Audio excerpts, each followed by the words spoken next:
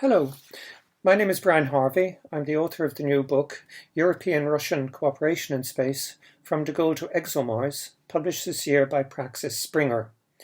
General President Charles de Gaulle was arguably the dominant personality of French politics in the 20th century, the founder of the Fifth Republic that endures to this day. Here in Ireland, he is well remembered for his visit to Ireland made not long after his resignation, where he was hosted by one of the great figures of Irish politics of the same century, President Eamon de Valera.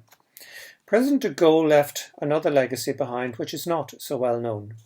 In June 1966, he astonished the world by flying to Moscow in the presidential Caravel aircraft and then travelled to watch a rocket launch from the hitherto closed cosmodrome of Baikonur in Kazakhstan, the first non-Russian to do so. Before returning to Paris, he signed a France-Russia cooperation agreement, one which endures to the present day, although nowadays part mediated through the European Space Agency and devoted to space cooperation.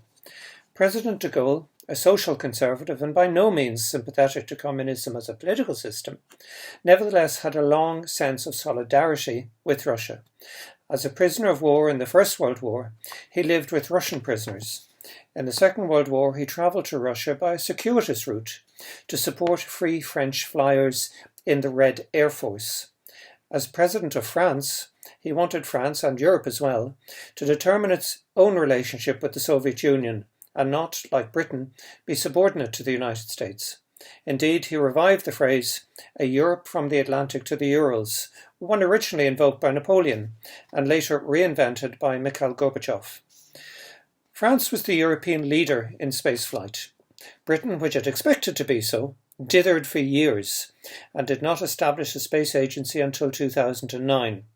By contrast, France established its space agency in 1961 after a government discussion that lasted only half an hour. "Just do it," President de Gaulle told his Prime Minister Michel Debré. France was the third country into space after the Soviet Union and the United States.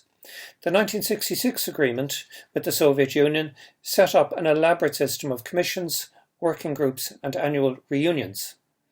The programme of cooperation between them started small, with the launching of balloons and rockets from land and sea, some from the remote French island of Kerguelen in the southern Indian Ocean.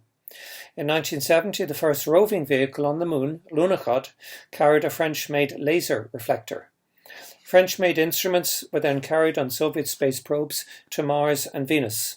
In 1972, an entire French satellite, SRET, was launched by Russia, followed by jointly designed satellites to study the magnetosphere called Auréole.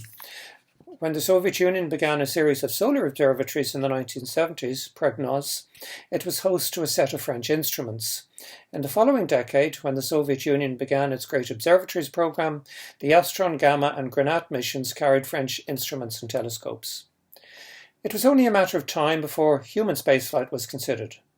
It is not well known that the Soviet orbital station Salyut 6 was in effect the first international space station, and that Czechoslovakia was the third country with its own astronaut or cosmonaut. France had been pressing for the opportunity to be the first Western European country to fly into orbit, and in 1979 there was agreement for what was called the PVH, the Premier Vol Habité. Two Air Force pilots, Jean-Luc Chrétien and Patrick Baudry, then travelled to the austere conditions of Startown in Moscow for their training, with Jean-Luc Chrétien becoming the first Western European into orbit in June 1982, visiting Salyut 6. In 1988, he made a second long-duration mission with a spacewalk to the new Mir space station.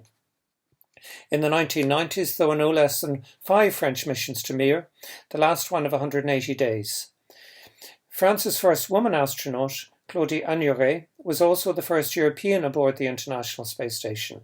All these astronauts were launched from Russia. In the 1980s, other countries joined the Russia-European spaceflight relationship, most prominently the now united Germany. Benefiting from the scientists and engineers of the German Democratic Republic, Germany became a prominent partner with Russia.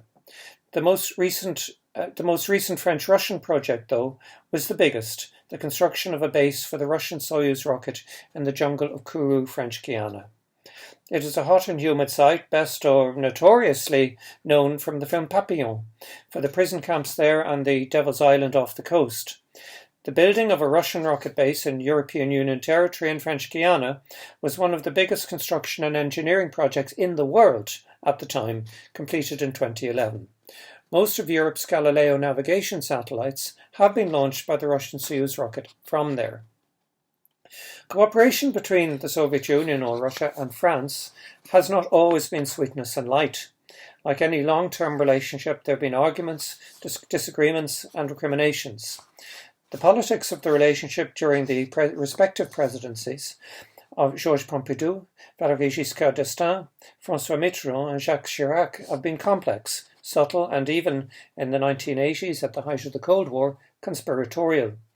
There were council projects, almost all on the French side, which strained that relationship, with missed opportunities, false starts, what-ifs and projects that could have been. At the same time, there were huge gains for France, which, using Russia's powerful rockets, got equipment, instruments, science and people into orbit that were not otherwise possible. Russia enabled Europe in general, and France in particular, to build up experience of long-duration human spaceflight, as well as carry out a range of groundbreaking experiments, for example in space medicine. Russia obtained access to European science and engineering and later funding that kept its space program going, as well as enabling it to break out from its diplomatic isolation. It was an adventure that survived the Cold War of spies, stool pigeons and prohibited areas. Surprisingly, friendships flourished between the two sides, while scientists trusted and learned from each other. Cooperation between France and Russia was unmatched by any other country. Although space exploration was first through the door, it was followed by a range of cooperative endeavours in technology, the economy, finance, industry, the arts and humanities, with French institutes, laboratories and universities developing programmes with their opposite numbers in Russia. To this day, this relationship is marked and celebrated by events, exhibitions, roundtables, celebratory Année France Russe, websites, even films, all supported at the highest political level. The French Space Agency had a liaison office in Moscow from early on, and the space program is often one of the first ports of call of any newly appointed French ambassador appointed there. Cooperation between France and Russia is a continuing story, albeit overshadowed by the disimprovement in European-Russian relationships in the past 8 years. Its flagship is the ExoMars project, which has seen an orbiter sent to Mars, with a second mission to follow with a lander and rover next year. French scientists working with their Russian colleagues to jointly present the scientific outcomes of the mission. The Cold War taught us the value of keeping diplomatic, scientific and cooperation projects going during difficult times, a lesson that is presently in danger of being lost.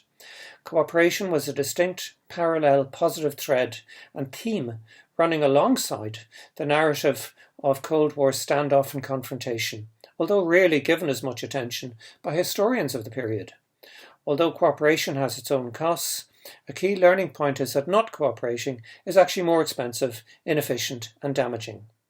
But if there is one single key personality to this story, it is General de Gaulle, because he appreciated from the start its value and the importance of a triple combination of France and Europe acting independently, working with the Soviet Union, and being at the forefront of the world's scientific and technological development. Thank you.